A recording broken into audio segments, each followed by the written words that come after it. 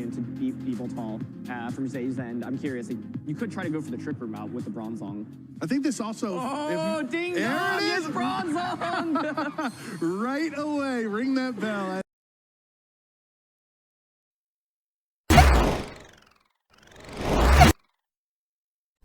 Hello trainers and researchers!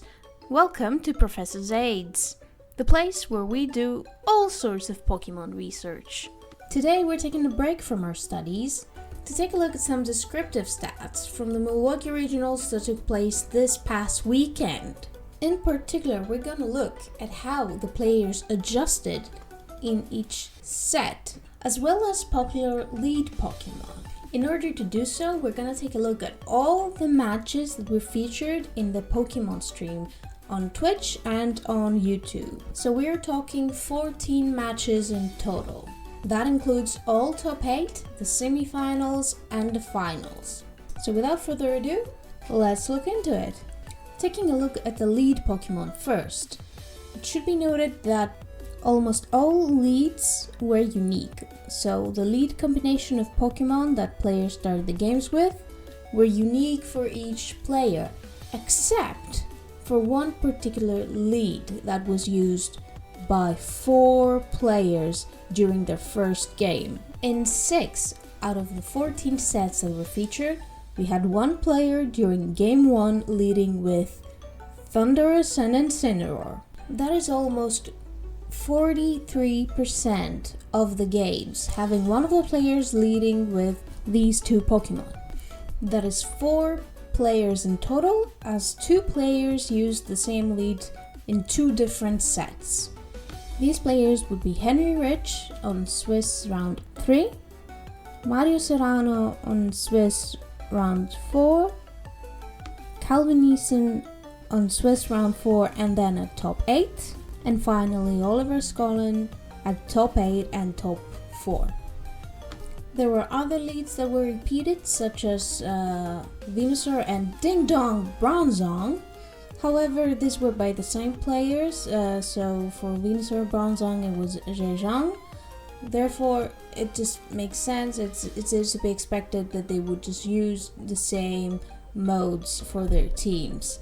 However, Thundurus and Incineroar, and the use of Thundurus to be a mode that a lot of players opt to for this tournament in particular. So it would be interesting to see if Defiant Thundurus would stay as prominent for the North American International Championships this weekend. By the way, it should be noted that the vast majority of Thundurus used in the tournament were Defiant Thundurus, while just one of them was Prankster. Very interesting stuff, and it makes sense since Defiant Thundurus is a very high offensive threat, a very good Dynamax option, very strong physical attacker, and he is very good against Incineroar, he is very good against Kyogre, Yveltal, and of course Charizard. So as we saw, lots of players used this lead Incineroar Thundurus on game 1. It was used 4 times for game 2, so a lot of players adjusted and it was dropped. But then again, it was used 6 times as a lead for game 3, which shows that players found it reliable overall. Thundurus was even in 5 out of the top 8 best teams on this tournament, so it just goes to show just how strong Thundurus was for the Milwaukee Regionals, even if Bronzong took it home. Let's move on to the sets themselves. Out of the 14 sets, only 4 were concluded with game 2, so just 28.5% ended with game 2. The remaining 71.5% went to game 3. Now, when trying to look at how the losing players after game 1 adapted their leads for game 2, it didn't really seem that whether they changed their leads or not had an effect on whether or not they won game 2. Well, if we take a look at this graph, it actually shows that, so these are all the losing players, the players that lost game 1. So those that made one Pokemon adaptation in their leads seem to be equally likely to either win or lose game 2. Now, more players that kept their leads the same actually won the second game rather than lose. However, the 2 times that players changed both their lead Pokemon, it paid off and they won the second game. So what we can basically tell from this graph is that either players chose to play the same Pokemon and just had in mind possible misplays, or how their opponent chose to play the game. It's basically optimize their gameplay. They actually managed to win. But also, it shows that the players that decided to take a different route altogether in the game mode, they also managed to take the win. Whereas if you just changed one Pokemon, so just made minor adjustments, you didn't necessarily have a better or worse chance. Of course, this all depends on what your opponent chose to lead with as well. Now if we take a look at this graph, this shows the winners of game 1 and whether they adjusted their leads or not. And of course, if they won game 2. So what we have here is that in all 4 of the games that ended in game 2, so ended with a victory of the game 1 victor, they did not change their leads. Of course, not changing the leads does not guarantee them a victory, because as you can see, in 5 games, the victors, even though they did not change their leads, ended up losing, so their opponent ended up outplaying them.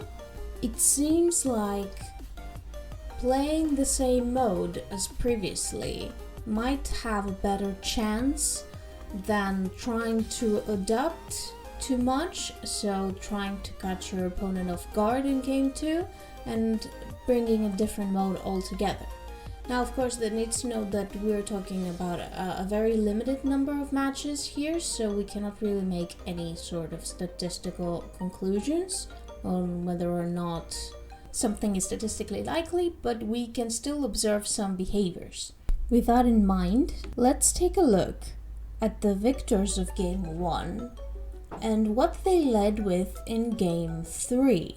In particular, if their lead in game 3 had changed compared to that in game 1, which they had won.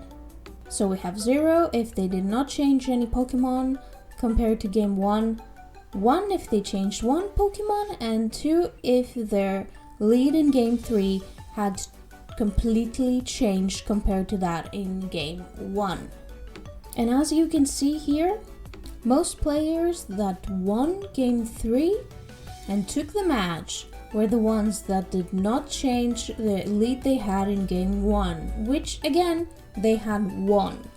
So that means that if you have a game mode that you know can work, it's probably more likely to get you another game if you just play it again really well. That is not to say that you're not to make any adjustments. That's always something that you have to consider, and it always really depends on your team and your opponent's team, so always keep that in mind. And of course, we have a very small sample size, so again, we cannot generalize that in other sort of games. That's it for the Milwaukee leads for now. I'm probably going to post another video on Pokemon usage after the North America International Championships, so keep that in mind if you're interested in that sort of thing. Good luck to everyone who will be participating in the North American International Championships. Have fun to all those who will be watching it.